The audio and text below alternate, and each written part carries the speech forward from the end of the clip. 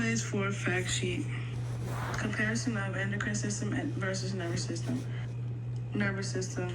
The chemical signal is a neurotransmitter. The neurotransmitter is close to the site of release. The neurotransmitter acts on the muscles and glands. There's a rapid response of the neurotransmitters within milliseconds, and the response is immediate and short, and it is measured in milliseconds.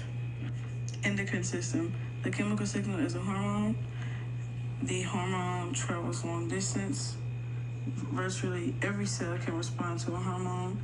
Onset of action can be within minutes, hours, days, or even weeks before it happens. Duration of action, it varies. It can last a few seconds, minutes, weeks, and even months. Series of steps associated with the activation of the CAMP, cyclic AMP second messenger. Lists 3 hormones that use the cyclic second messenger system to exert an effect on their target cell.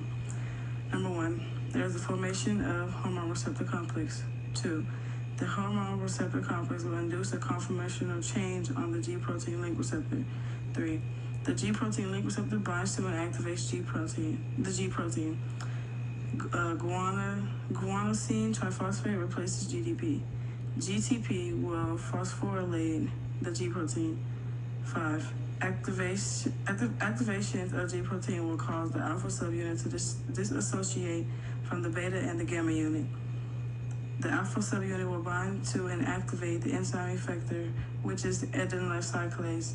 Adenylyl cyclase binds to the substrate, which is ATP, and ATP is produced into CAMP. 7, inside the cell, cyclic AMP will activate protein kinase, which is already in the cell. One CAMP can activate multiple protein kinase. A single protein kinase can phosphorylate multiple intracellular proteins. By phosphorylating intracellular proteins, we turn some of the proteins on and others off, which will cause a hormone-specific response. 3 hormones that uses CAMP is glucagon, parathyroid, and the V2 receptor of the antidiuretic hormone, which is ADH. Detailed description of actions of PTH, glucagon, and ADH on their respective target cells. PTH, which is the parathyroid hormone. When PTH is released, it will travel to our bone. PTH goes to the osteoblast, and it tells it not to make any more bone. It specifically tells the osteoblast to decrease osteoid release. When PTH goes to the osteoblast, it will also stimulate the osteoblast to release a chemical called osteoproligin ligand, which is also known as OPGL.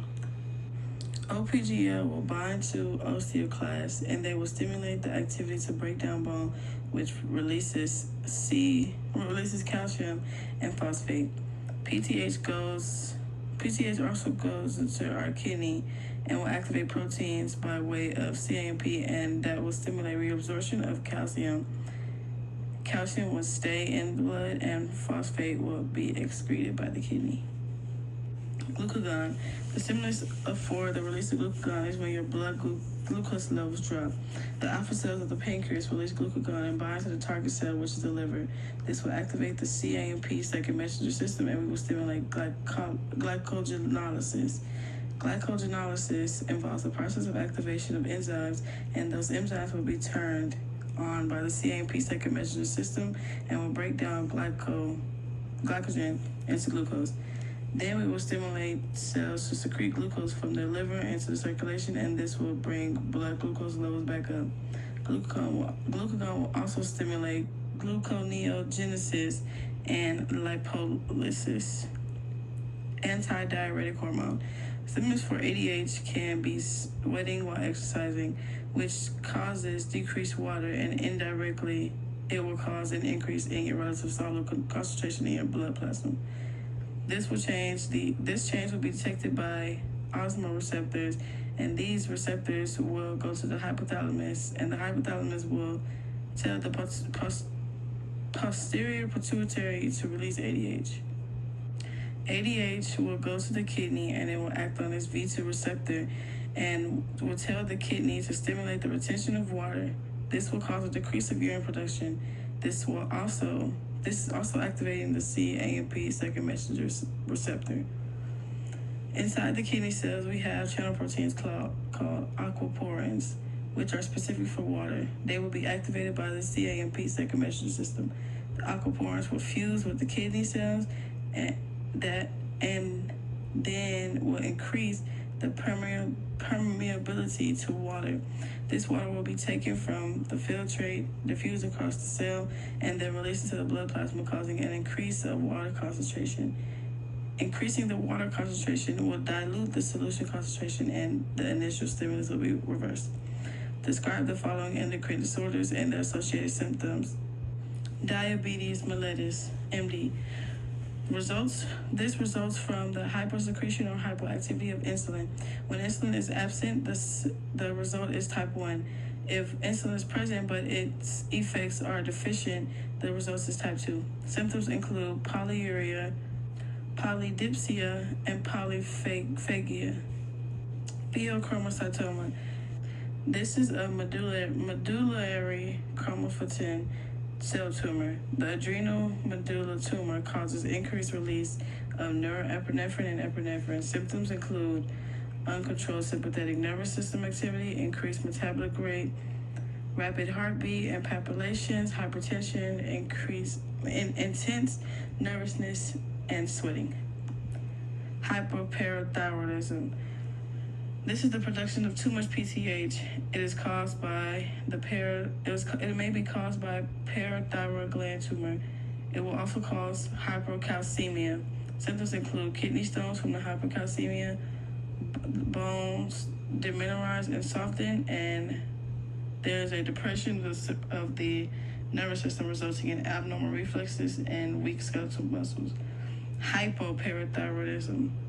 It is a PTH deficiency from parathyroid gland trauma or removal during thyroid surgery. It causes hypocalcemia. Symptoms include tingling sensation, tensity, which is twitching of the muscles, and convulsions, which is sudden, violent, irregular movement of the limb or body. Diabetes insipidus.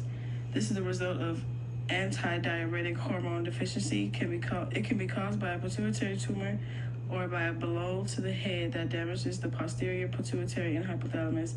Symptoms include intense thirst and increased urine output. The two types is central and nephrogenic. Central is not producing enough ADH, and nephrogenic is producing too much ADH. Syndrome of inappropriate of ADH, also known as SIADH. It is the excess of ADH. It can occur in adults who have neurosurgery, hypothalamic injury, or cancer cells.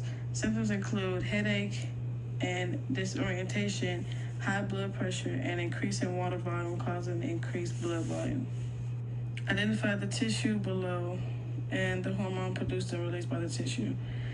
This organ is the heart. The hormone released is called atrial natriuretic peptide, with its target organ being the kidney. AMP will be released when there is an increase in blood pressure or blood volume, and will stimulate the kidneys to promote natriuresis, which is the elimination of sodium, followed by water. Next organ. This organ is the kidney. The hormone released and produced is erythropoietin, also known as EPO, with the target cell being red bone marrow. EPO will act on the red